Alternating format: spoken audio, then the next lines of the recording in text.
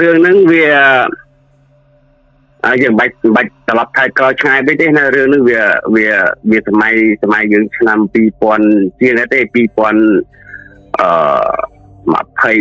អីហ្នឹងទេ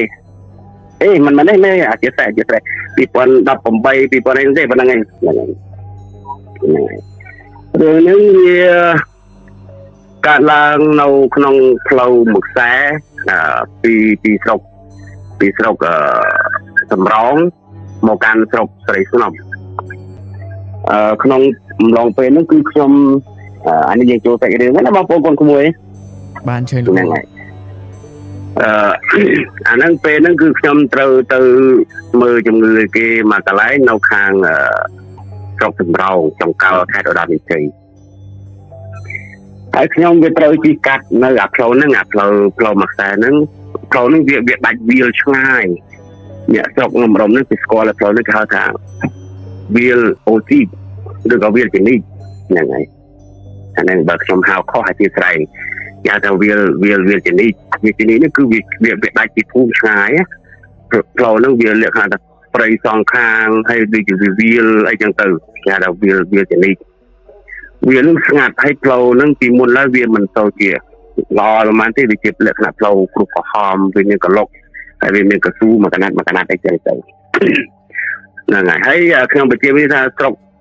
កសំរងខេត្តឧត្តរមានជ័យនោះគឺជាទីតាំងក៏ដូចជាទីលំនៅដែលខ្ញុំកើតនៅហ្នឹងពេលដែលខ្ញុំកើតបានខ្ញុំកើតរួចមកក៏ម្ដាយខ្ញុំបាននាំមកនៅខាងខេត្តសៀមរាបហ្នឹងអញ្ចឹងរឿងហ្នឹងអត់មាននិយាយពីចំណុចដែលខ្ញុំកើតទេហ្នឹងខ្ញុំនិយាយអំពីសម័យពេលមួយហ្នឹងគឺខ្ញុំបានទៅមើលជំងឺក៏ដូចជាទៅដោះស្រាយបញ្ហាឲ្យបងប្អូនកូនក្មួយយើងនៅខាងស្រុកសំរងចុងកលហ្នឹងហើយខ្ញុំទៅហ្នឹងគឺវារយៈពេលចំនួនមួយអាទិត្យបើសិនថាយើងនិយាយយូរយើងអាចថាបន្ថែមមកគ្រប់10ថ្ងៃឬកន្លះខែអញ្ចឹងទៅហ្នឹងហើយក្នុងភូមិហ្នឹងបងប្អូនកូនក្មួយអ្នកដែលនៅតាមស្រុកជនបទតាមទីរួមខេត្តហ្នឹងគាត់តែងតែស្គាល់តែងតែដឹងហើយខាងស្រុកសំរងក៏ដូចជាស្រុកស្រីស្នំខេត្តសៀមរាបស្រុកសំរងខេត្តឧត្តរមានជ័យហ្នឹងវាថាក្មេងស្ទាវគេប្រកាន់បកពួកគ្នាមកភូមិនេះមកភូមិនោះអីចឹងទៅហើយមានការដាក់បាសแล้วก็វ័យគ្នាអីចឹងទៅកាប់ចាក់គ្នាអីចឹងទៅជារឿងធម្មតារបស់ពួកគាត់អ្នកខាងស្រុកនឹងតំបន់ហ្នឹងគេដឹងបញ្ហាហ្នឹងបាទហើយខ្ញុំក៏ទៅមើលឲ្យគេនៅផ្ទះមួយលក្ខណៈផ្ទះឈើបុរាណហ្នឹងយើងទៅមើលជំងឺឲ្យគេតាមធម្មតាហ្នឹងតាមក្បួនតាមសម្រារបស់យើងដែលយើងរៀនមកហ្នឹងគាត់ត្រូវអំពើដំណពូជអំពើដំណពូជហ្នឹងគឺអស់ពី1ចូល1តាមរាសីដាក់តាមរាសីធ្លាក់អីចឹងទៅខ្ញុំក៏បានធ្វើកម្មវិធីហ្នឹងក្នុងថ្ងៃទី1ក៏មិនមានបញ្ហាអ្វីទេមានបញ្ហាទេស្រាប់តែដល់ថ្ងៃទី2យប់ម៉ោង7 8យប់ហ្នឹងមានក្មេងស្ទៀវហ្នឹងគេជិះម៉ូតូទៅលេងទៅជួបស្រីស្នេហ៍អីទេនៅខាងស្រុកស្រីស្នំហ្នឹងវាឆ្លងពីខេត្តឧត្តរមានជ័យទៅស្រីស្នំទៅខាងសៀមរាបតែផ្លូវវាមានតែមួយទេផ្លូវគឺយើងត្រូវតែជិះនៅតាមផ្លូវគេថាវាលជនីទេហើយផ្លូវនោះវាមានដើមឈើសងខាងតែផ្លូវហ្នឹងវាធំវាវែងវាដាច់ឆ្ងាយពីភូមិហើយផ្លូវហ្នឹងល្បីថាសម្បូរចោលប្លន់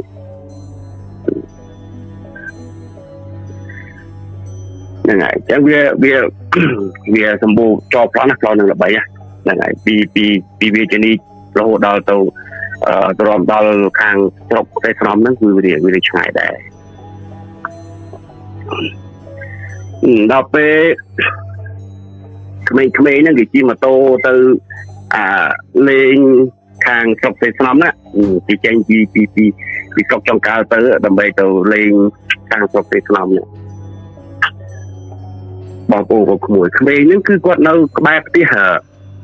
អ្នកដែលខ្ញុំទៅមើលជំងឺហ្នឹងរបងជាប់គ្នាហ្នឹងពីជិះម៉ូតូ2-3ម៉ូតូអញ្ចឹងទៅជិះដេញគ្នាអីចឹងទៅរហូតដល់គេទៅបាត់ខាត់ឈឹងប្រហែលជាទៅបាត់ហើយជា2 ទៅ 3 ម៉ោងណាហើយជា2 ទៅ 3 ម៉ោងខ្ញុំឮគេផ្អើលឈូឆរឮជាភូមិគេផ្អើលឈូឆរអ្នកខ្លះគេត្រៀមម៉ូតូអ្នកខ្លះគេមានសមត្ថភាពគេមានឡានគេត្រៀមឡានចេញមកគេត្រៀមឡានចេញហើយខ្ញុំក៏សួរគេខ្ញុំក៏សម្រាប់នៅផ្ទះហ្នឹងហើយខ្ញុំក៏សួរគេថាគេមានរឿងហេតុអីចឹងទៅតែយើងឃើញគេផ្អើលឈូឆរអីទៅយើងក៏វាឆ្ងល់ហ្នឹងហើយអ្នកដែលនៅក្នុង line នេះប្រហែលជាមានអ្នកស្រុកទេខ្លំហ្នឹងហើយប្រហែលជាមានអ្នកស្រុកទេខ្លំហើយនឹងអ្នកស្រុកត្រង់ចុងកាល់ហ្នឹងតែនិយាយនេះក៏មិនប៉ះពាល់ទេដោយសារឥឡូវនេះគឺវារីកចម្រើនហើយណាតែនេះខ្ញុំនិយាយពីមុនហ្នឹងហើយគេផ្អើលឈូឆរអញ្ចឹងទៅខ្ញុំក៏សួរគេថាគេមានរឿងហេតុអីបានជាគេផ្អើលឈូឆរគេទៅណាគេនឹងគេទៅណាអីទៅគេថាមានក្មេងស្ទាវមួយក្រុមហ្នឹងត្រូវចោលស្ទាក់ប្លន់តាមផ្លូវនៅវាលចនីហ្នឹងហើយបងប្អូនក្មួយសម័យរូបភាពហ្នឹងគេប្លន់វាមិនចោលហ្នឹងគាត់ចងខ្សែប្រាំងកង់រវាងដើមឈើមួយខាងទៅដើមឈើមួយខាងកាត់ទៅហើយបញ្ជាក់ថាផ្លូវនោះស្ងាត់ណាពីដើមឡើយស្ងាត់មិនទៅមានឡានម៉ូតូអីធ្វើចរាចរណ៍អីគឺធាក់ដូចសពថ្ងៃហ្នឹងហើយសកម្មភាពដែលចរនោះគាត់ស្ទាក់ប្លន់ហ្នឹងគឺគាត់ចង់ខ្សែលួសពីខ្សែប្រាំងកង់ណាពីដើមឈើមួយខាងទៅដើមឈើមួយខាងផ្លូវហើយវាមានក្មេងប្រុស2នាក់ដែលជិះម៉ូតូលឿនណាបងប្អូនកូនមួយដឹងស្រាប់ហើយថាក្មេងស្ទាវហ្នឹងហើយបងប្អូនរូបភាពក្បាលគាត់ពាក់នឹងខ្សែលួសហ្នឹងដាច់បាត់ធ្លាក់ទៅលើម៉ូតូហ្មងធ្លាក់ដាច់ទាំងពីរនាក់មកណាដាច់ទាំងពីរនាក់ម៉ូតូដួលពេញផ្លូវអានេះមកពីក្រោយនោះឃើញសកម្មភាពចឹងទៅក៏ស្រែក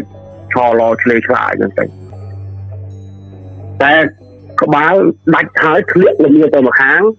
ម៉ូតូធ្លាក់ទៅបន្លាយទឹកម្ខាងធ្លាក់ទៅម្ខាងផ្លូវចង់និយាយថាក្បាលទៅផ្សេងខ្លួនទៅផ្សេងហើយមកកម្លាំងម៉ូតូបងប្អូនក៏គួរហើយសួរថាមូលហេតុអីបានជាវាដាក់ត្រង់ម៉េះត្រឹមតអញ្ចឹងចោលគឺបាត់ពិសោធន៍ដឹងថាទីចោលត្រឹមណាឲ្យស្មើកតមកមកទំហឹងម៉ូតូដាច់ប៉ាត់ភ្លាក់ក្បាលដល់ដីវាទៅមកខាងផ្លូវម៉ូតូដួលទៅមកខាងផ្លូវប្រកាច់ពេញហ្នឹងដល់ពេលទៅក៏ជូឆយទៅក៏គេក៏ហៅខ្ញុំទៅផងហៅខ្ញុំទៅផងទៅយើងក៏ជិះឡានទៅជាមួយគ្នាឡាននីសាន់ជិះទៅជាមួយគ្នាទៅបងប្អូនគូក្មួយពេលទៅដល់គូឲ្យសង្វីមនុស្សអត់ក្បាលដេកគូគ្នានៅនឹងចាំផ្លូវមកខាងហើយក្បាលលំមៀធ្លាក់ទៅចាំផ្លូវមកខាងម៉ែអោបងប្អូនគ្នាក៏យំសោកយ៉ាងទៅហ្នឹងហើយរើសប្រមូលក្បាលមកហ្នឹងហើយរើសប្រមូលក្បាលអញ្ចឹងទៅក៏គឺមានកណាត់មានអីហ្នឹងឯងរុំកណាត់រូបអីក៏យកលើកសាកសពនឹងលើកសាកសពនឹងដាក់លើឡានដែលខ្ញុំជិះទៅយល់គេណាអាឡាននីសាន់ហ្នឹងហើយលើកដាក់ឡានហ្នឹងមកហ្នឹងហើយតែខ្ញុំមុននឹងទៅក៏ខ្ញុំក៏ធ្វើវិធីទៅប៉ុន្តែសូមបញ្ជាក់ថាពេលដែលដាច់ក្បាលហ្នឹងក្រុមលោកចៅហ្នឹងអត់ចេញមកដោយសារគ្នាគាត់ច្រើនគាត់ទៅ 3 4 ម៉ូតូតែអ្នកដែលដាច់ហ្នឹងគឺអ្នកដែលបើកលឿនគេទៅមុនគេហ្នឹងលោកចោនឹងមិនបានចេញមកទេតែពេលគេទៅក៏ឃើញមានលួសនៅដែរបងប្អូនដូចរឿង Hollywood ទេណាអាលួសដែលពាក់កដាច់ណាឈាមនៅជាប់នឹងសក់ឈាមនៅតែសក់ចឹងក៏ប្រមូលសាកសពប្រមូលអីហ្នឹងក៏ប្តឹងប៉ូលីសប្តឹងអីហ្នឹងតាមភាសារបស់យើងប្រជាពលរដ្ឋហ្នឹងឯងប្តឹងប៉ូលីសប្តឹងអីចឹងទៅប៉ូលីសក៏គេធ្វើការរបស់គេទៅប៉ូលីសក៏គេធ្វើការរបស់គេយើងក៏នាំសាកសពយកសាកសពនឹងមកផ្ទះខ្ញុំក៏ធ្វើវិធីរួចក៏មកជាមួយគេទីមកឡានមកជាមួយគេនឹងលើកម៉ូតូលើកអីមកឲ្យជិះឡានមួយគេរហូតដល់ផ្ទះហ្នឹង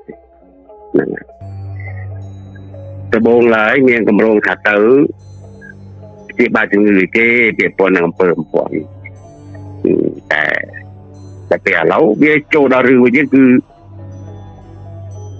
បទសពខ្មោចតៃហោហ្នឹងហើយយើងក៏ចេះខាងក្បួនវិធីរងាប់អីចឹងទៅហ្នឹងហើយហើយបងប្អូនកូនក្មួយបងប្អូនគេឪពុកម្ដាយគេក៏រៀបចំពិធីបុណ្យហ្នឹងហើយទួញយំសោកអញ្ចឹងទៅទួញយំសោកអញ្ចឹងទៅតាមបែបបទរបស់អ្នកដែលបាត់បង់មនុស្សទីស្រឡាញ់ក៏និយាយបាត់បង់កូនចៅអញ្ចឹងទៅណាគឺបុណ្យហើយខ្ញុំក៏ពិធីហ្នឹងសិនទៅនៅចូលរួមបុណ្យទីហ្នឹងហើយណាចូលរួមបុណ្យទីគេធ្វើបុណ្យពេលយប់ហ្នឹងពេលយប់ដែលយកសាកសពមកហ្នឹងពេលដែលយើងយកសាកសពមកដល់ហ្នឹងយើងអត់មានទៅខែអីទេណាអត់មានទៅខែអីទេអញ្ចឹងក៏រឿងកន្លែងណាដែលវាអត់មានទៅខែមិនបាច់និយាយទេនៅវិញដល់ពេលធ្វើបុណ្យរហូតដល់ទៅយប់ថ្ងៃទី2យប់ថ្ងៃទី2នេះបងប្អូនកូនសាសច្បាស់ជាឆ្ងល់ថាតែងគ្របលឺនិយាយថាខ្មោចតៃហោនោះគេមិនអោយទុកយូរមិនអីទេវាគ្មានក្បួនអបរាណាគេហាមទេណាហ្នឹងហើយប៉ុន្តែគាត់ថាតាមលទ្ធភាពក៏ដូចជាទៅតាមបែបបទគុំស្រុកខ្លះគុំខ្លះទៅហ្នឹងចឹងខ្ញុំនិយាយដល់យប់ទី2នៅក្នុងខ្ទង់ម៉ោង 9-10 ណាខ្ទង់ម៉ោងប៉ុណ្ណឹងតើមានពេលថ្ងៃទៅមានការស្មូតមានការអីហ្នឹងឲ្យដាក់ស្មូតអីរហូតដល់ល្ងាចប្រឡប់អញ្ចឹងទៅហ្នឹងហើយរហូតដល់ម៉ោង 9-10 ហ្នឹងយើងក៏មានអ្នកនៅកំដរសាកសពមានអ្នកនៅកំដរអញ្ចឹងទៅស្រាប់តែអង្គុយមកសបកស្កាយតាមភូមិវាលូខ្លាំងមែនទេស្កាយតាមភូមិវាលូហ្នឹងអាខែហ្នឹងវាលូខ្លាំងវាលូបដិញគ្នាតាំងពីដើមភូមិរហូតមកដល់រោងបុណ្យហ្នឹង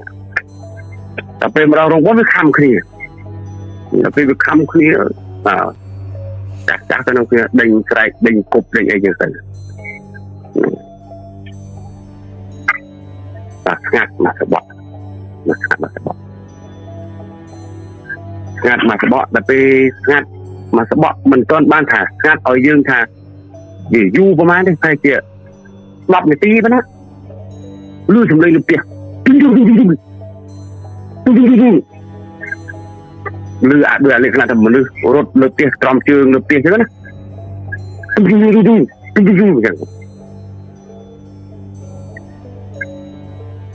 ដល់ពេលយើងក៏មានតែចាប់អារម្មណ៍ដែរខ្ញុំក៏មិនចាប់អារម្មណ៍ដែរខ្ញុំទៅ2 នាក់ណាខ្ញុំទៅ2 នាក់សាសរបស់ខ្ញុំហ្នឹងក៏មានតែចាប់អារម្មណ៍ដែរក៏អង្គុយតាមធម្មតាអង្គុយនិយាយលេងពាក្យសារមួយចាស់ហ្នឹងនិយាយពីរឿងហេតុអីចឹងទៅហ្នឹងហើយនេះចាស់គាត់និយាយថាបើទៅផងហ្នឹងកុំទៅយប់កុំទៅអីបើទៅថ្ងៃក៏ទៅឲ្យមានគ្នាអញ្ចឹងណាហ្នឹងហើយទៅមានគ្នាបើថាផ្លូវហ្នឹងពីដើមឡើយគឺសាហាវមែនទេផ្លូវហ្នឹងគឺក្លន់អាកាសនៃផ្លូវគឺសាហាវដល់ពេលយើងអង្គុយ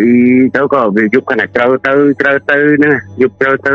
តែខ្ទង់ម៉ោង 12 យប់ណាខ្ទង់ម៉ោង 12 យប់ម៉ូតូរបស់គាត់បងប្អូនគាត់មួយម៉ូតូដែលវាដួលហ្នឹងតែម៉ូតូដួលហ្នឹងវាមិនទៅខ្ទេចខ្ទីទេម៉ូតូហ្នឹងដែលគាត់ជិះដួលហ្នឹងនិយាយដល់ចំណុចនេះបងប្អូនគាត់ខ្លះគេថា វាមិនដើរទេហ្នឹងអានឹងតើបងប្អូនក៏គួរនៅក្នុងហេតុការណ៍ម៉ូតូហ្នឹងគេដាក់បញ្ឈរក្បែរអញ្ចឹងផ្ទះរបស់គាត់ហ្នឹងស្រុកហ្នឹងគេជួយចាត់ធ្វើផ្ទះឈើពុះហ្នឹងផ្ទះលក្ខណៈបែបបុរាណនេះទៅអាម៉ូតូហ្នឹងវានៅសុកវាឆេះមកហ្មងវាឆេះទ្រូមកហ្មងវាឆេះអាដូចយើងបញ្ឆេះម៉ូតូហ្នឹងវាចេះទ្រូវាតម្លឹងរាវាងងយើលឺលន់ពេញរោងបុនហ្នឹងដល់ពេលក៏មានអាចារ្យម្នាក់គាត់ក៏រត់ទៅកន្លែងម៉ូតូហ្នឹងហើយរត់ទៅកន្លែងម៉ូតូហ្នឹងយើងទៅបិទធ្វើម៉េចបើវាអត់មានសោរបស់ខ្លួនហ្នឹងផងណានិយាយដល់ចំណុចនេះគឺវាពិបាកក្នុងការជឿណាវាពិបាកក្នុងការជឿប៉ុន្តែអ្វីដែលខ្ញុំឃើញនៅក្នុងពេលនឹងឃើញនឹងភ្នែកគឺវាចឹងដល់ពេលម៉ូតូទៅវាឆេះលន់ងងបានមកសបកវាអត់លុតទៅវិញដល់ពេលវាលុតទៅវិញក៏មាននៅក្នុងរោងបុណ្យមានប្រសង់មួយអង្គដែរណាប្រសង់តែប្រសង់ក៏គ្រូសូត្រដែរគ្រូសូត្រឆ្វេងក៏នៅនឹងព្រះអង្គនៅនឹងក៏ពេលល្បីថាព្រះអង្គក៏ចេះមុនជាថាអីខ្លះដែរហ្នឹងហើយលោកក៏សូត្រវិធីលោកក៏ធ្វើវិធីសូត្រប្រះព្រំលោកក៏ធ្វើវិធីសូត្ររងាប់សូត្រអីចឹងទៅសូត្ររងាប់ចឹងទៅក៏ស្ងាត់មកសបករហូតស្ងាត់ចឹងទៅក៏វាមានចាប់ដើមយើងមានអារម្មណ៍ថាវាស្ងាត់ខុសពីធម្មតាចឹងវាស្ងាត់រហូតដូចបើថាយើងអាចនិយាយបានថាស្ងាត់ដូចអានេះចង់លឺចង្វាក់បេះដូងយើងវាស្ងាត់ពេកទេហើយយើងអង្គុយនៅក្នុងរោងបុណ្យវាស្ងាត់ទាំងងុំវាអត់មានលឺសំឡេងអីថាចង្រិតយំឬក៏តាក់អីយំពេកយប់គឺវាអត់លឺហ្នឹងហើយវាស្ងាត់ដូចយកតែមែនទេយើងអង្គុយរហូតហើយគឺយើងមិនបានដេកបានពួនទេណាអង្គុយរហូតហ្នឹងហើយសាកសមក៏ដាក់ទៅគ្នាហ្នឹងហើយតែពេលយើងស្ងាត់រហូតដល់ប្រហែលជាខ្ទង់ម៉ោងអាចថាម៉ោង 4:05 ហ្នឹងម៉ោង 4:05 ភ្លឺហ្នឹងចាស់ក៏គាត់ចាប់ដើមបែកជើងគ្នាដើម្បីទៅផ្ទះអ្នកខ្លះក៏ទៅផ្ទះអ្នកខ្លះក៏ទៅមួយទឹកមួយអីចឹងទៅដើម្បីមកធ្វើវិធីបន្តស្អែកគឺយើងត្រូវបូជាស្អែកហ្នឹងហើយទៅបូជាស្អែករហូតដល់ពេលហ្នឹងពីពេលយប់ហ្នឹងរហូតដល់ពេលបូជាហ្នឹងវាអត់មានរឿងខែដៃទេវាអត់មានរឿងខែទេតែវាអត់មានរឿងខែដៃទេអញ្ចឹងយើងអត់បាច់និយាយទេហ្នឹងហើយរហូតដល់បូជាតែចប់ណារហូតដល់បូជាដល់រួចចប់គ្រប់អីហើយក៏យើងខាងក្រុមគ្រួសារហ្នឹងប្រមូលធាតុប្រមូលអីរួចក៏ត្រឡប់មកវិញទៅខ្ញុំក៏អស់ទូរទស្សន៍ខ្ញុំក៏ទៅធ្វើទូរទស្សន៍ខ្ញុំនឹងបន្តទៀតដែលខ្ញុំទៅមើលគេហ្នឹងក៏គេក៏រោងឬអីទៅមានអ្នកកំដរម្ចាស់ផ្ទះកំដរឪពុកម្ដាយរបស់គាត់ហ្នឹងគួយកំដរអីយ៉ាងទៅខ្ញុំក៏ធ្វើកម្មវិធីរបស់ខ្ញុំបន្តហ្នឹងហើយបងប្អូនគួរថាខ្មោចមិនបានលោតទៅពេលយប់អាហ្នឹងក៏ចាំមើលបងប្អូនតាក់ទងទៅសួរគាត់ខ្លួនឯងណាខ្ញុំមិនដឹងទេថាមិនបានគាត់លោតទៅពេលយប់ហ្នឹងហើយដល់ពេលខ្ញុំធ្វើពិធីទៅគេក៏នៅខាងគ្រួសារគេតែផ្ទះវាជាប់គ្នាផ្ទះ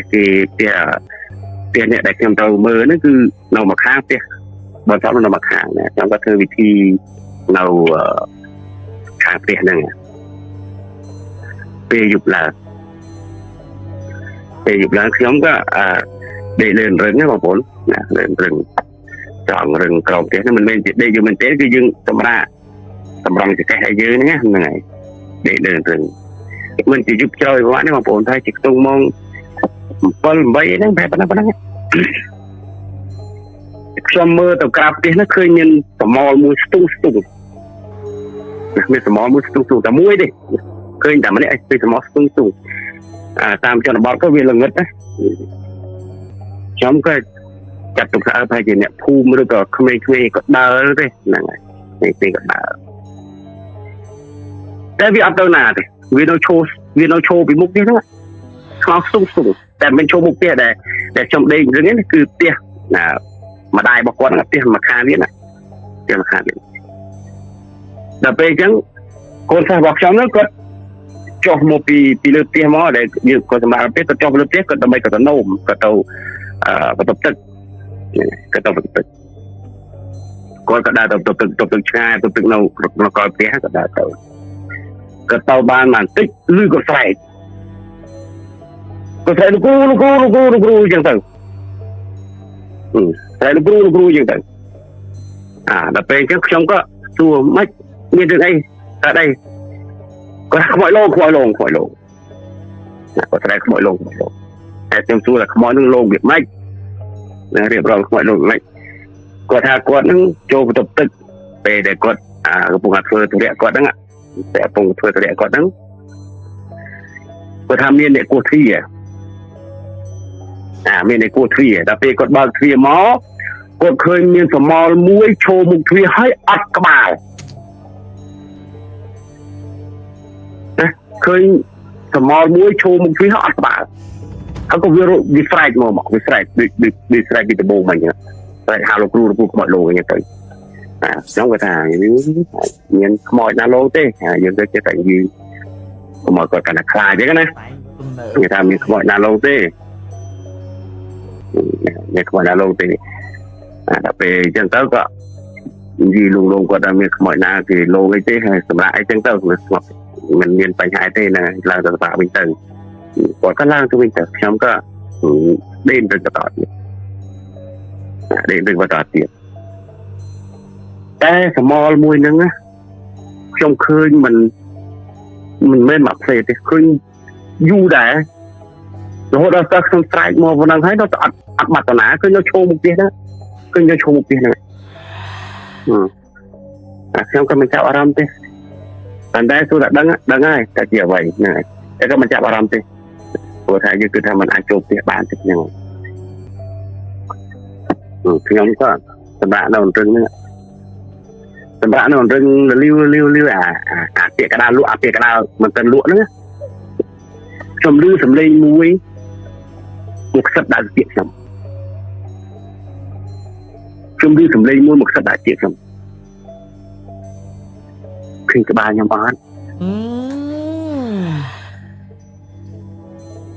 ឃើញក្បាលខ្ញុំអត់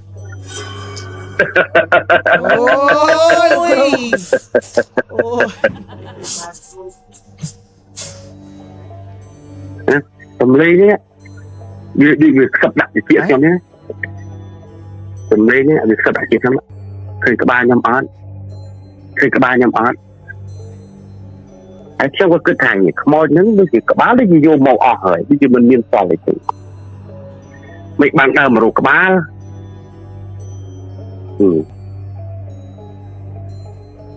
ដល់ពេលឮសំឡេងហ្នឹងទៅ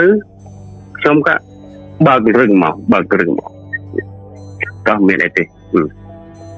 មួយដេកគេចាប់ដើមឡើងទៅដេកនៅលើរហូតដល់ទៅភ្លឺយប់នឹងមានប៉ុណ្ណឹងរហូតដល់ទៅភ្លឺក៏ខ្ញុំក៏ចាប់ដើមធ្វើពិធីហ្នឹងហើយព្រឹក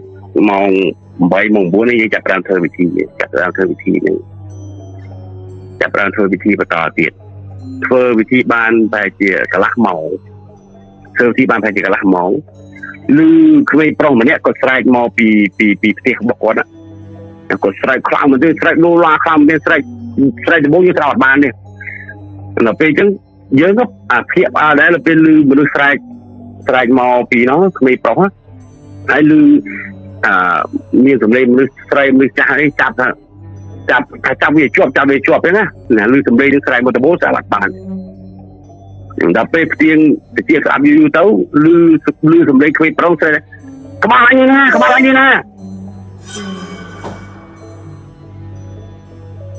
ឮស្រែកចឹងទោះក្បាលអញណាចឹង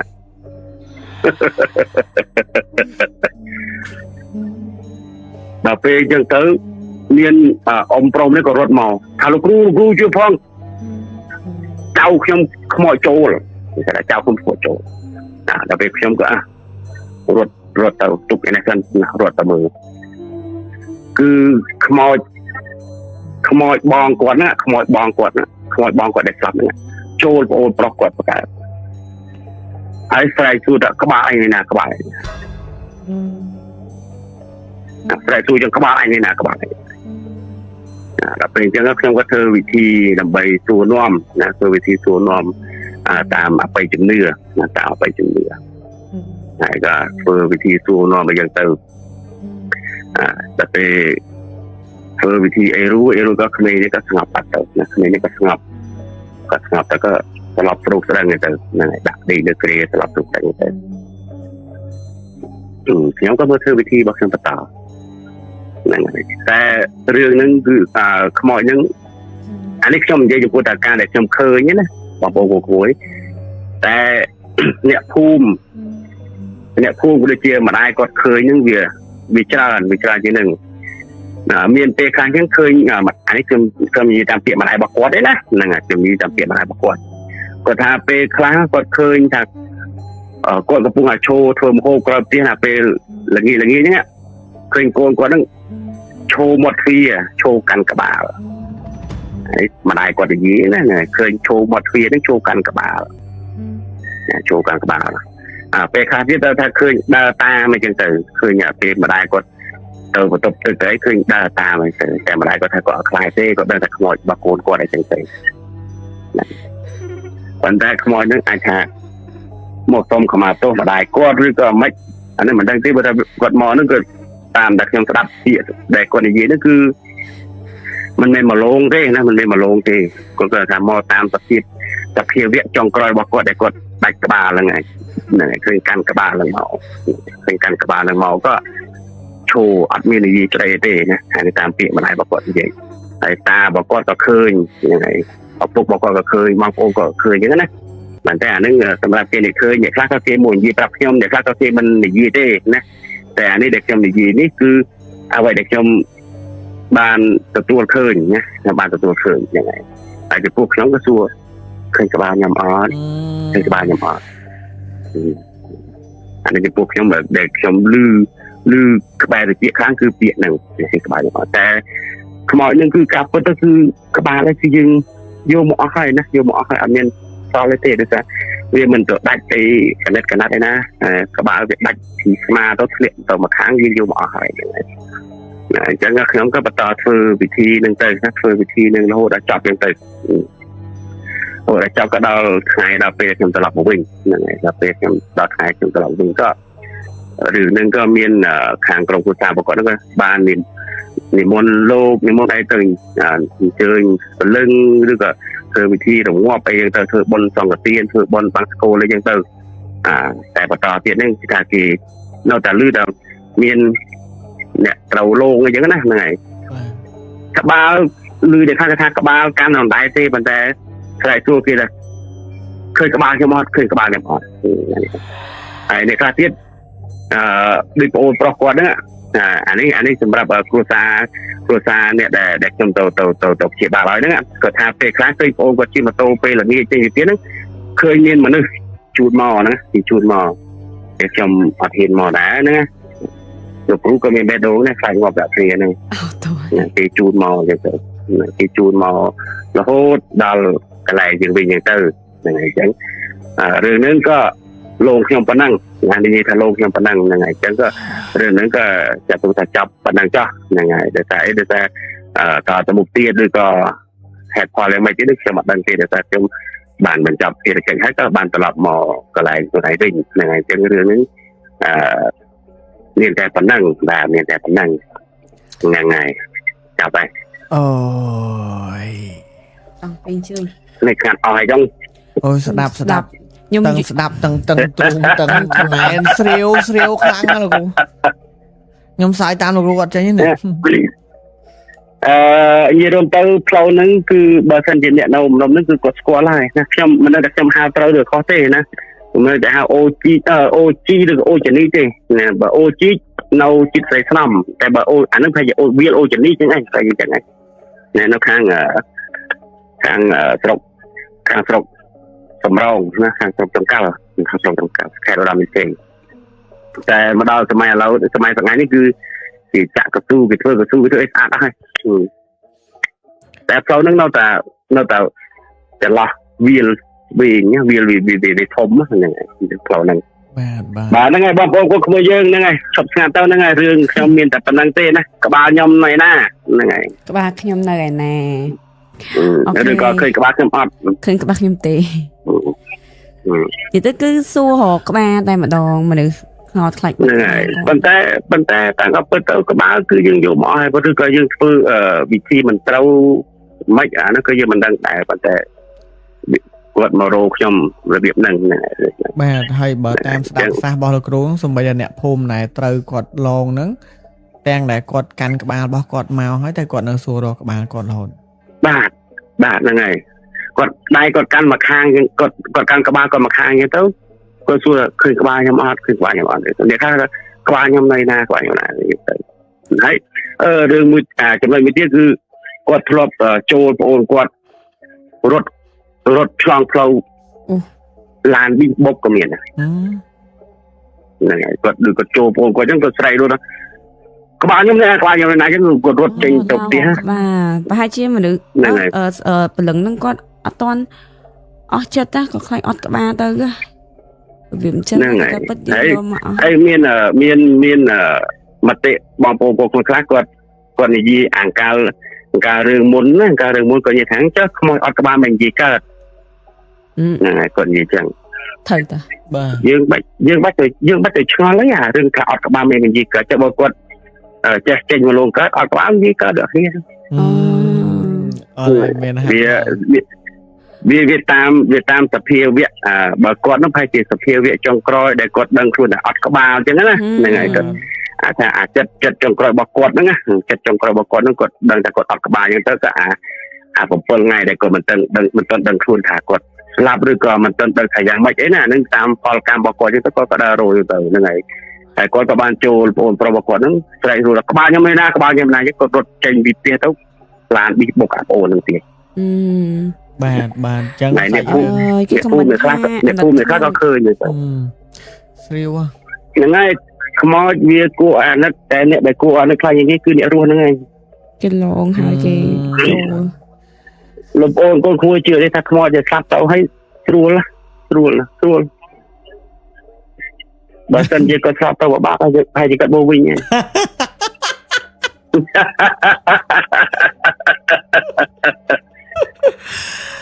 ្ញុំនិយាយមានអីខុសបាទហើយលោកគ្រូថាបើសិនជាគាត់ស្លាប់ទៅពិបាកហើយគាត់មកវិញតែគាត់ស្លាប់ទៅស្រួល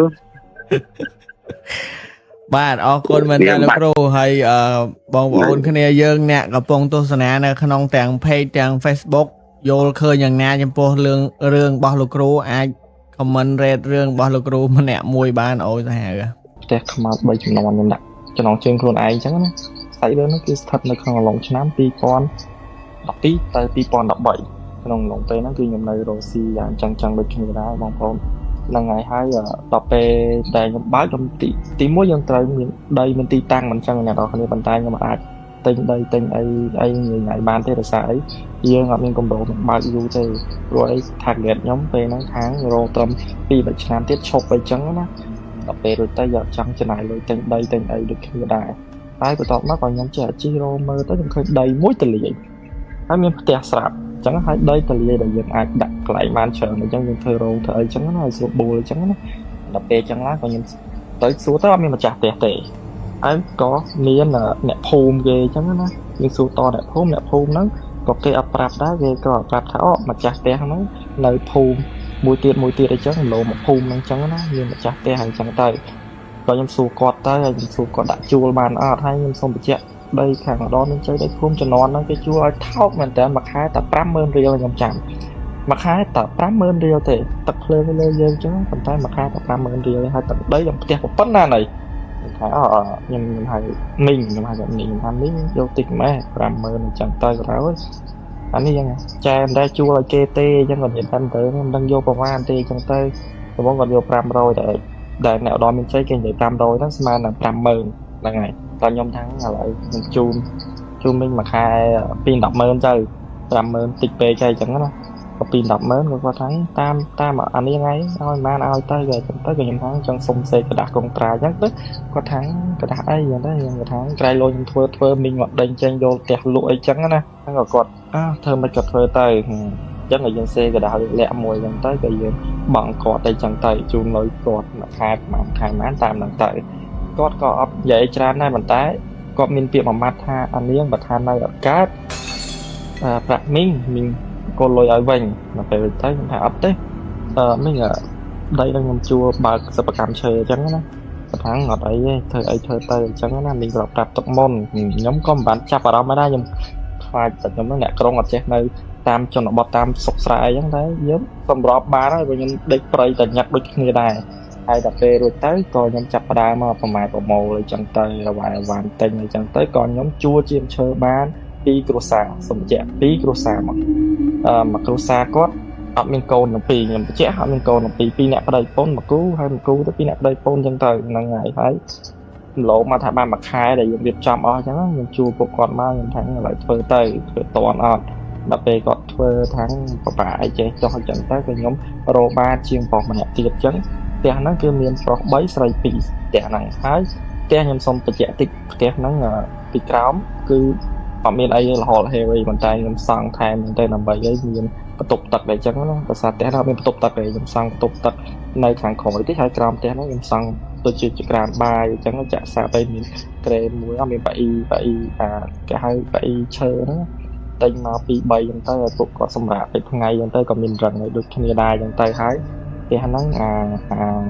ខាងលើឈើខាងក្រោមអត់មានអីទេរហូតហេវទេក៏យើងសង់របៀបដូចក្លាយក្រានបាយមួយចឹងទៅហ្នឹងហើយហើយជាងក៏គាត់នៅខាងលើក៏មានអីដែរកាលហ្នឹងខ្ញុំទិញកុងផ្លាក់គេមកវាយធ្វើបន្ទប់អីចឹងណាគាត់ខានអីចឹងទៅហ្នឹងហើយហើយខ្ញុំសាបានមកមើលទេខ្ញុំក្រោកចេញពីព្រៃមកបើថាឈើណាបើថាខ្ញុំត្រូវសិលិចត្រូវកលិចធ្វើតុកគឺខ្ញុំយកធ្វើតុកទៅបើថាខ្ញុំបោះឲ្យគេបានគឺបោះឲ្យចឹងទៅវាចឹងហើយបន្ទាប់មករស់នៅបានលបាក់ចិត្តមួយខែខ្ញុំជះលបាក់ចិត្តមួយខែអត់មានបញ្ហាអីទេដល់ពេលបន្ទាប់មកមានបញ្ហាម្ដងហ្នឹងពេលខ្ញុំទៅដល់ទៅខ្ញុំសួរបាត់ជាងម្នាក់ទៅណាហើយដល់ពេលរួចទៅគេក៏ប្រាប់ថាចែកគេថាជាងនឹងលួចម៉ូទ័រលួចអីទៅបាត់បាទដល់ពេលរួចទៅខ្ញុំក៏ខកគេលើកទៀត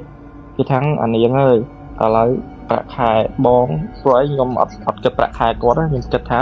បើធ្វើបានជើងតុកនឹងមួយហើយទាំងតុកនឹងមួយគឺខ្ញុំឲ្យ100ខ្ញុំនិយាយចឹង100វាតាមតុកខ្លះខ្ញុំឲ្យ30ម៉ឺនតុកខ្លះគាត់ធ្វើតុកហើយ2 3នោះអត់តបើកលុយឲ្យគាត់សុំយកម៉ាស៊ីនហ្នឹងទៅអីចឹងទៅ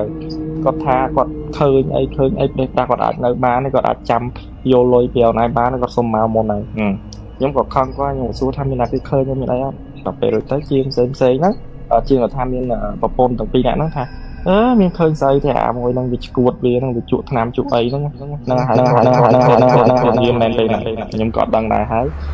ក៏ខ្ញុំអត់ខ្វល់ខ្ញុំក៏ទៅរោឡើងទៅសំរោងក្រុងសំរោងខេត្តដនមានជ័យហ្នឹងទៅរោទិញវ៉ាវ៉ាន់ខាងឈើគ្រឿងឈើហ្នឹងយកមក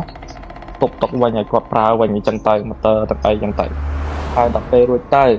ក៏ឃើញម្ចាស់ផ្ទះក៏មកហើយសុំបញ្ជាក់ណាម្ចាស់ផ្ទះហ្នឹងប្រពន្ធនៅភូមិមួយទៀតមែនប៉ុន្តែប្តីគាត់ធ្វើទាហានគាត់ក៏ឡើងចុះមកដល់ហើយថ្ងៃហ្នឹងមានប្តីគាត់មកដែរពេលចៃដន្យណាខ្ញុំទៅជាមួយប្អូនចរូនមួយខ្ញុំទៅមើលកន្លែងសិប្បកម្មខ្ញុំហ្នឹង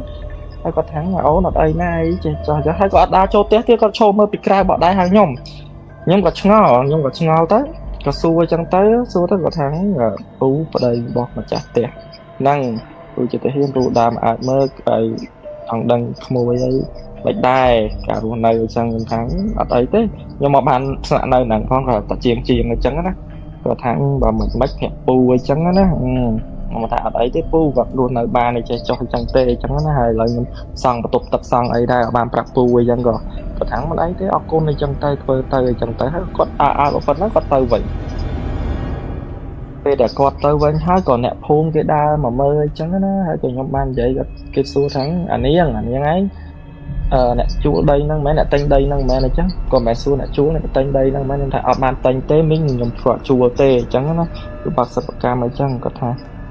ហើយយប់ឡើងកើតអីគេមានឃើញមានភ្លើងមានអីហោះចូលអញ្ចឹងណាហើយលឺសូរសលេងស្រែកពីផ្ទះហ្នឹងខ្លាំងខ្ញុំថាមានមកពីណាពួកគាត់អញ្ចឹងខ្ញុំក៏សួរកូនជាងខ្ញុំថាបងឯងមានបាត់ស្រែកអាឡូឡាអត់យប់ឡើងអញ្ចឹងណា đấy miền á kê lụa bạt này ở miền bạc phơi miền bạc ở nhà nhà đó mình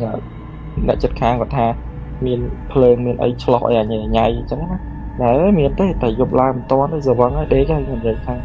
năng ngày sai đọc bên lông cho đọc khai thì bay khai thì buôn nhọt trang mẹ ba mình đọc khai thì bay và khai thì buồn này đại pe nắng nhom tay cho mùi con cho đầu mùi nhưng mà đòn tiền áo miền nè hú mà nè nọ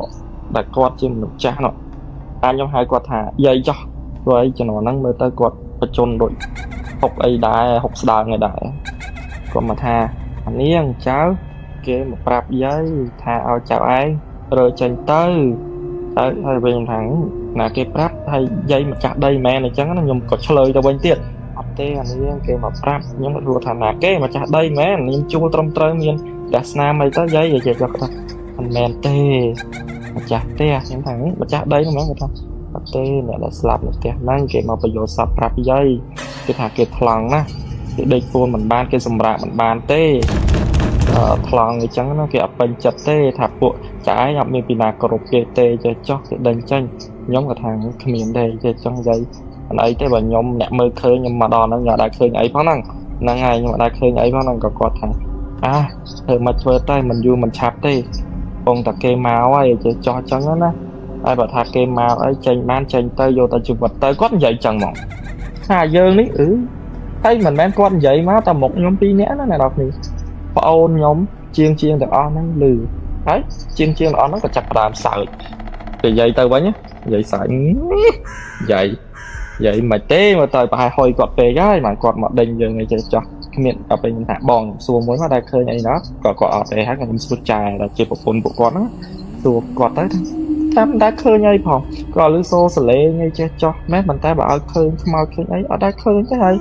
và sẽ đáp bong đa thua chơi nó mong đa tam khai chở nó bong miền đại khơi khai khai ấy mà đại khơi khai rồi khai được miền đây ở miền mẹ nó chặt thua tạm năm chặt ấy giờ tấn tạm sập đấy chắc có chuyện vậy chứ này nhưng mà thấy bong khơi khai miền mẹ nhưng đã tới thì mình thọt khơi mẹ đây có sờ bò này bong cùngประมาท kê chơi cho chứ này hai đập pe rồi tới dàn để chụp ôn nhom năng đi cái lệ tơ mơ lơ tiếng việc khơi mà được sấy việc khơi mà được sấy đào vấp hay khơi mà được pro đào tới đại đào tam bị cào đá là về rồi tới với cái lệ nơi khóm buồn nét nơi khóm được buồn pro tí sấy tí nó cào được 4 chót lớn là kệ việc có hai nhom chẳng á đấy nên khơi mà được lơ tiếng bong ôn con mà lấy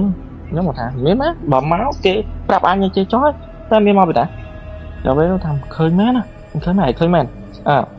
đá tầm mơ lớn ở bên khơi ấy tệ ngạt ọt này ở bên mình nước ấy là ho là heo chẳng tới mình tập tục đi nó có ngon hay còn cho ho cháu có bên khơi như vậy ai pe rồi tới nhưng thà ó hả vậy hãy ta hai như thế này ta lấy cọp con dậy chẳng thoáng to đọc đây tên mon mà đã sai nào đọc pe nhom tên tới xa chẳng tới tên mon mà đã sai này chẳng ngào chẳng prap ở cái pôn bọc chiên nhưng mà ngào chẳng tay dân đã sai nó bé đã sai hai tòa má ngày nắng coi nhom tháng rồi chị dân sai nó dân nơi nhà mấy chung cái ngày năng nhom co trong sự là nắng na miền rặng miền ấy chẳng là nhom tròn ấy kê nó cao hai còn nhầm bị giá chung kia dân tới gặp tây sụp văng riêng luôn tới mình em nát ở kê la tới kê là tới nhom con tròn rặng kê nơi khổ này đó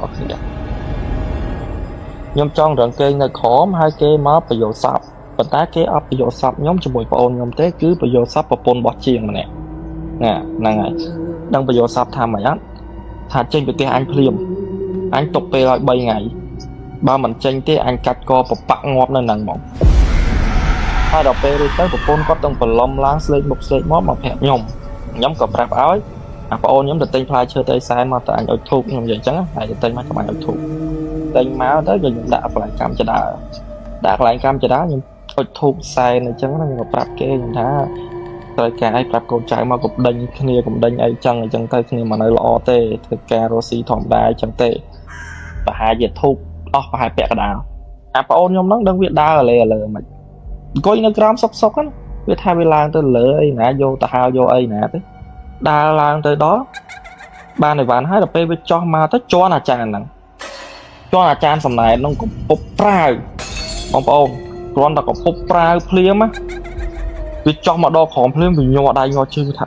mà che anh chọn sân này bọc kê cho những thắng hãy cua đấy hạt cua để cho để đa che mơ che ấy là lấy ở cá đây bà tẹt nó miền cloud miền ấy chẳng mấy ở cá đây tới tây môn đón tiệt sai một đón tiệt bom ôn đang mạnh nhận nhóm ao việt tây món đã ngào hai pê nó trâu là nghỉ rồi ngào hay đọc pê nhóm sai đã làm trăm chân đá bom ôn ở miền sáu ở miền ấy nhỏ bạn đã lớn đã được trăm chân đá phần tái tràn năng á cứ việc đua pra hay ưu tỏ cam chả đá viên ngô làng lời nhà đó khi mình bị cam chả đá viên ngô làng lời bảo vì lỡ việc tôi lỡ mà hàng tiไป trời ạ tá cha nó việc bài chi mình mẹ thẹn mà hàng ti tỷ việc thẹnแต่hàng phụ thẹnผมมีมาhàng một cam chả đá vậy pra bài cha bài tịch haiบทต่อมาลูโซสรุปจึงตรอมเลยเตียงงดุมจังนะให้บัดให้อะไรกันนะมากับตรอมแท้ใบบนเชิงนะบัดกรอบบัดเลี้ยมพระองค์ยมน้องviệc pru rô việc pru ấy và thà ô cá đi anh cá đây nhưng mà thà cá này nên đang sân tay đồng hòa rồi mới nhớ xong đã sân tay cá đây hai chiến và quạt chẳng phầy đây có thà nhìn mày mà chơi chó hai đập pe bom phòng mũi tiệt nút có bắt ắt là tệ có thà ơi việc mình xây tê cái đai gây chân tới sang là xây việc plot đi môi cọt thâm tê hay chân đó việc rồi lọt việc rồi mù lên chân tới việc lưu chân ngay việc mình xây cái khăm áo bên này bên đấy rồi bên khăm áo mấy việc mà rô bón chặt trăm tháng năm này tao hay chẳng thấy đò pe ruột bà ôn nhom nó gọi với tay sừng ngắm nên rằng lụa mà bật này các bông ôn cây scott vía việc đáy khoai lên rằng nhưng mà biết đăng cái này chất thảm với bà hoàn toàn bị kênh lụa trắng này nó đáy khoai lỗ đó với nhẹ đăng luôn bị trả rơi qua nó với thà ôi tơ teo với nhau vì hai chim mồi nhóm ấy vì hai này tơ teo với nhau cá đi cái trong vô chụp bật ăn ngay cái hai anh từ nơi mùi vi hai anh từ nơi mùi vi cho tràn nào bom pram nè chân tay nhưng mà thằng lại gặp trẻ chẳng phê bà khai tỏ tơ teo hay chân tay nhóm có việc trong tơ teo bàn tay nhìn xùa chuyện thằng nơi bàn khai ấy này cho thằng ấy mẹ khai mà phần năng mong đào chạy đó hay chẳng tay còn giấy chắc có thằng còn đá chạy đó hay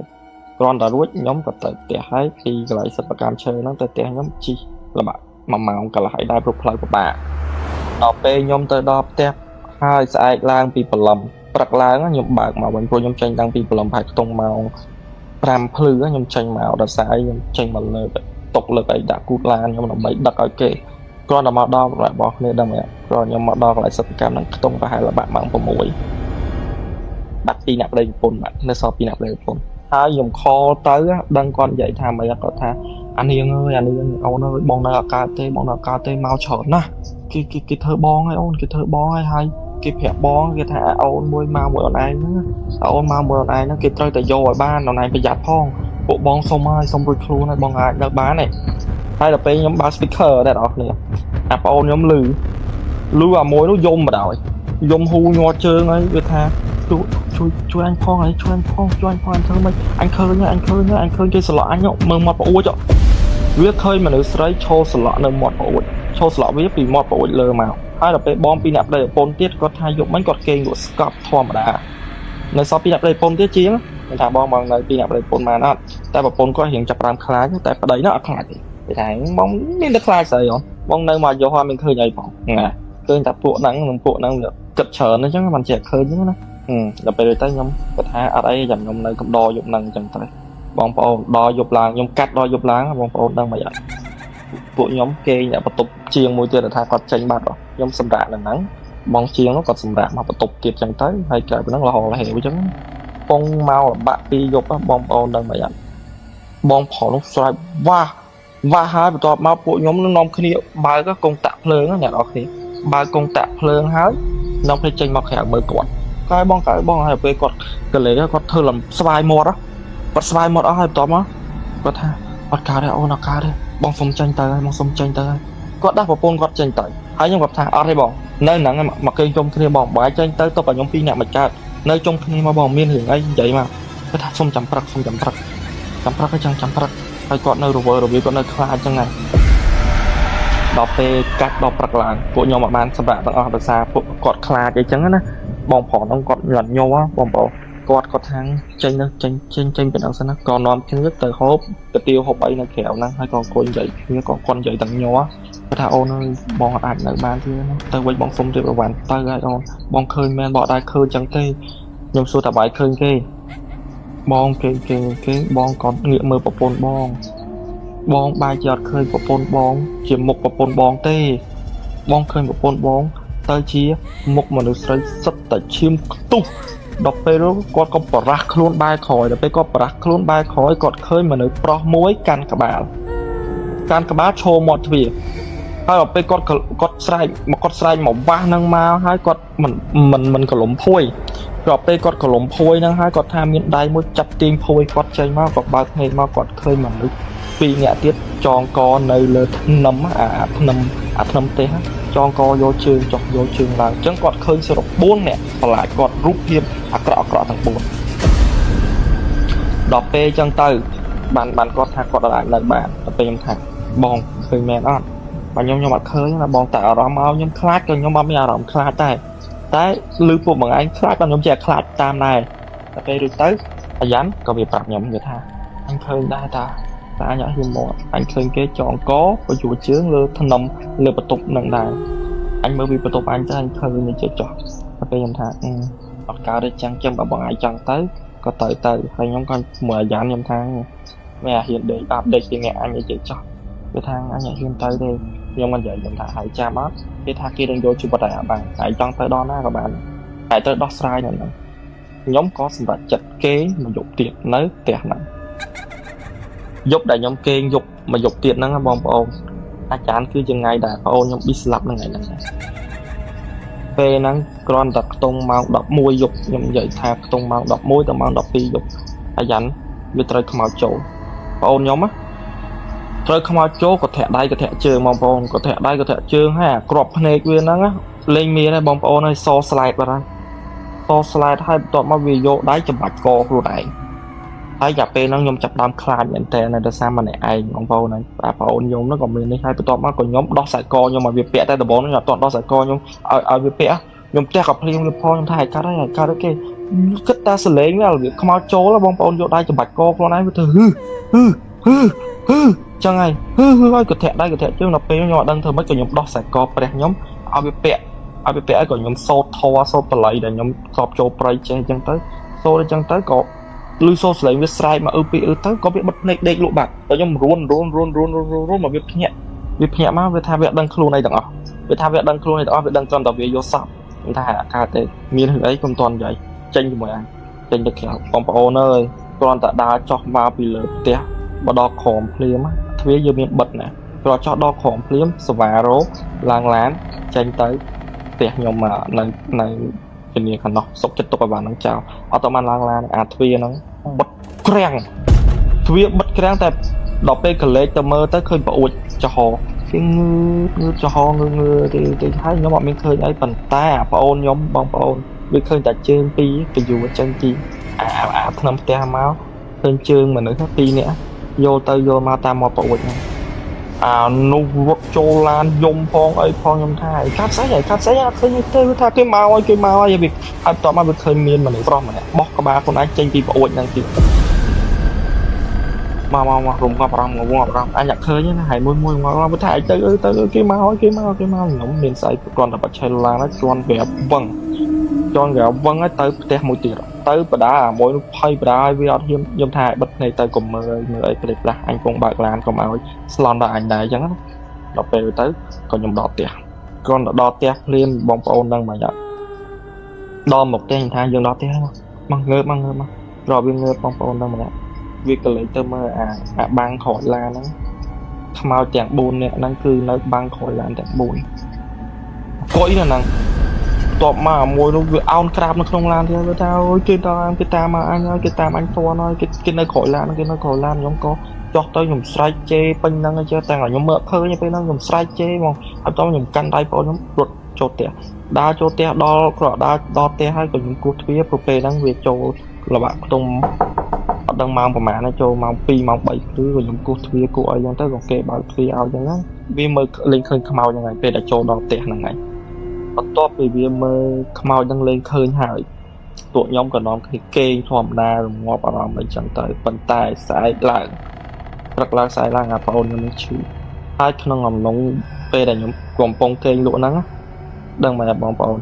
គឺមាន អ្នកដែលគ្រូបាអាចារ្យខ្ញុំណា3អង្គគាត់មកបញ្យោសពខ្ញុំ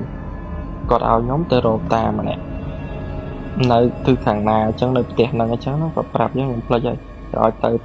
តាហ្នឹងនឹងជួយអាចរំដោះគ្រោះបងខ្ញុំហ្នឹងបានខ្ញុំក៏បើកឡានទៅវិញដល់ផ្ទះឈើខ្ញុំដើរសួរគេសួរអីទៅក៏គេថាមានតានោះមួយគាត់ចាស់ហើយតែគាត់មិនដែលជួយពីណាគេព្រោះគាត់ចាស់ហើយចេះចង់ណាខ្ញុំថាខ្ញុំសាប់ទៅបងប្អូនដឹងមិនអត់គ្រាន់តែខ្ញុំទៅដល់ភ្លាមតាហ្នឹងគាត់ប្រវិចអាថងយាមគាត់ឲ្យស្រាច់គាត់ថាមកផុតយប់ហ្នឹងអានេះងាប់ហើយបាច់និយាយច្រើនណាស់អញដឹងហើយគិតមើលអ្នកនរគ្នាគាត់អត់តបានដឹងរឿងអីអ្នកដឹងរឿងតែនៅក្នុងភូមិឯងហើយគាត់